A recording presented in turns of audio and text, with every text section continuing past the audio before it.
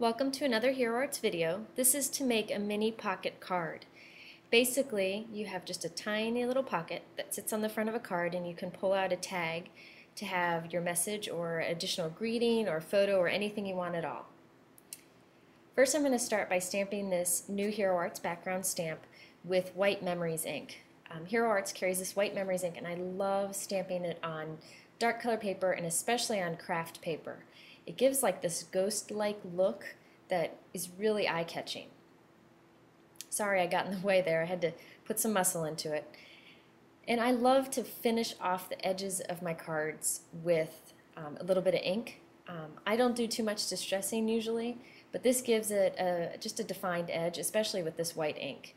It's hard to see in the videotape, but you'll probably be able to see it in the photo later on. So this isn't a card that opens in a traditional way. The only area that opens is that little tag where I write my message in. However, you could make this a regular card and still have the little pocket on the front. It's totally up to you.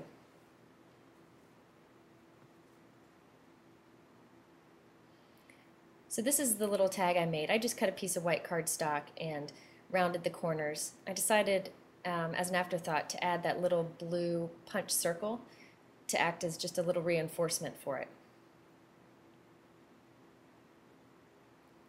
Now this is my favorite ribbon. It's silk ribbon. It's from Creative Impressions.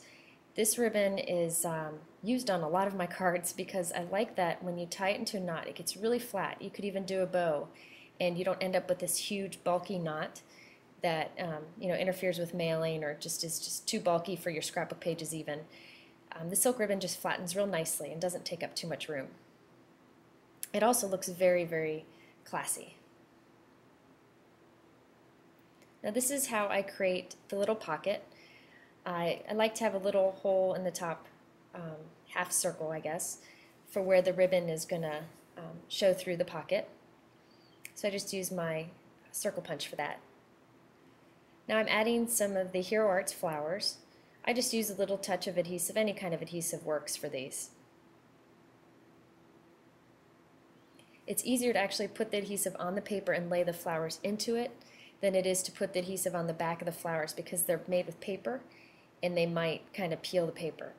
Now this is how I create the pocket. I'm just taking these three-dimensional dots, and these are from EK Success. They're my new favorite brand. They come in 1/16 inch and 1/8 inch, and I love that you have the choice between how much dimension you want. And I cut them very thin so that I could put them around the edge of this and give like a dimensional pocket without it taking up too much room.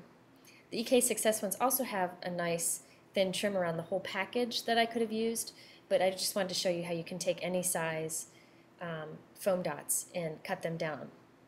You can also use mounting tape for this, but these EK Success ones are my current favorite. So now that I have the foam dots around the three sides, I'm going to put it down onto the card, and there's a little raised pocket now. My little tag fits right into it. I love one of the things that Cherry Carroll does. She's one of the Hero Arts artists. She punches little pieces of paper and puts them in the center of the flowers, which I think is really cute. So I'm just using some vintage textbook paper and putting them in the center of the flowers with some more of those three-dimensional dots.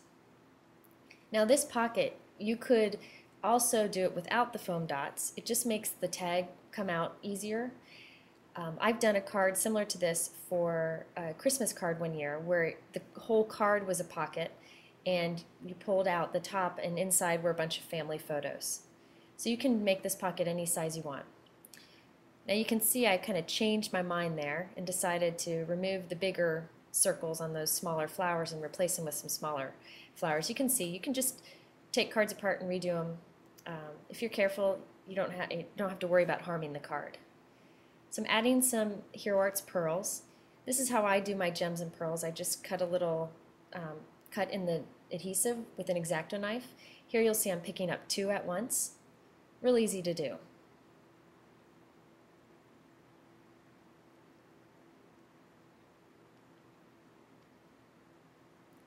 Now you've seen us many times on Hero Arts take a clear stamp and cut it so that you can rearrange the words however you want. This is just showing that even though I've cut it, I can still mount it in its original format and stamp it onto my card. So even though I've cut it, I can still use it its original way. This is just a little tag that I had cut previously. Now I'm just using some inexpensive embroidery string to attach this little tag to the knot of ribbon that I have on top of the tag. I'm just going to hook it through the little hole on the top of the tag and tie it in a knot behind the ribbon, cut the ends off.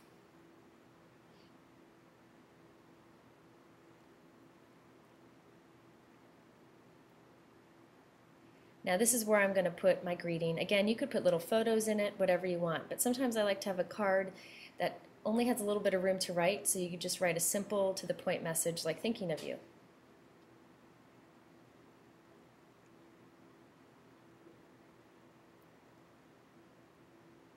You could also do a similar card and have a gift card in the little pocket. Now this white memories ink is also fun for stamping on envelopes.